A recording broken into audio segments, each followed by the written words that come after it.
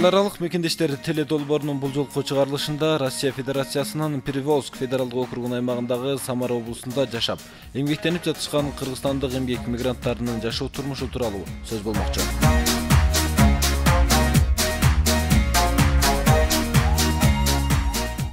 Шаардын статусу тууралуу бир аз айтып кете турган болсок, шаар 1928 жылы Средневолжск облусу катары негизделип, андан кийин Куйбышев крайы, Куйбышев облусу аталып, 1990 жылы Самара облусу деген макамга ээ болгон. Андан бери шаарда бир топ өзгөрүүлөр болуп, калктын өсүү темпи дагы жогорулаган. Учурда шаарда 3,5 миллионго жакын калк турмуш кечирет.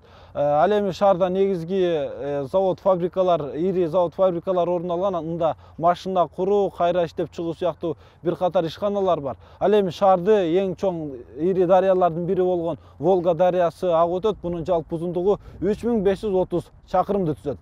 Тарых булактарына ылайык Самара облусу 16-кылымдардын орто ченинде Орусиянын курамына кошулган. 17-18 кылымдарда калктын олтурукташуусу күчөп, 19-кылымдын орто ченинен баштап облустун экономикалык өнүгүүсү жогорулаган. Бир катар авиациялык, курал-жарак өндүрүү сыяктуу ири заводдор ишке берилген.